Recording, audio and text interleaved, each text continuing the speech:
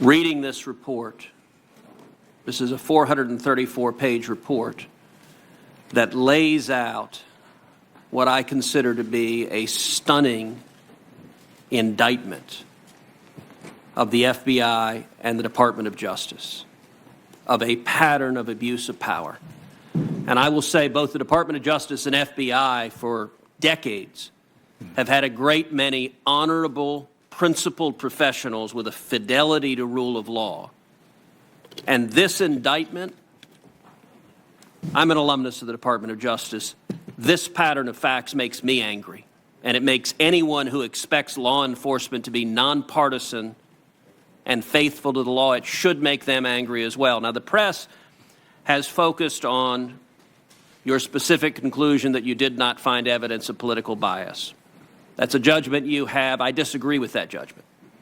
But I think that judgment is in many ways the least significant component of this report. I think the facts that are in this report need to be understood, and they should be deeply chilling to anyone who understands the facts in this report, and then people can draw the inference as to why that pattern of abuse occurred. Do you agree with that?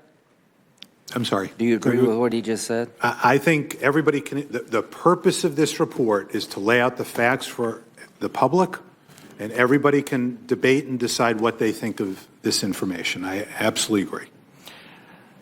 So this 434-page report outlines 17 major errors and misstatements that were made by the FBI or DOJ in securing FISA warrants.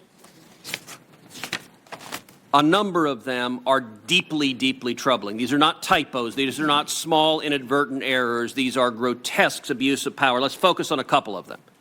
The primary subsource.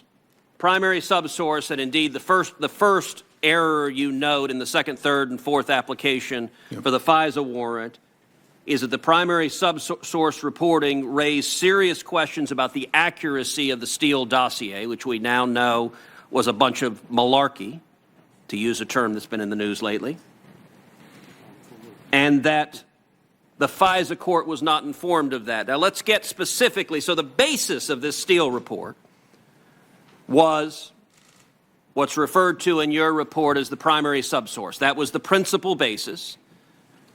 And the FBI interviewed that primary subsource not once, not twice, but 3 times in January, March, and May of 2017. So that's the basis of this dossier.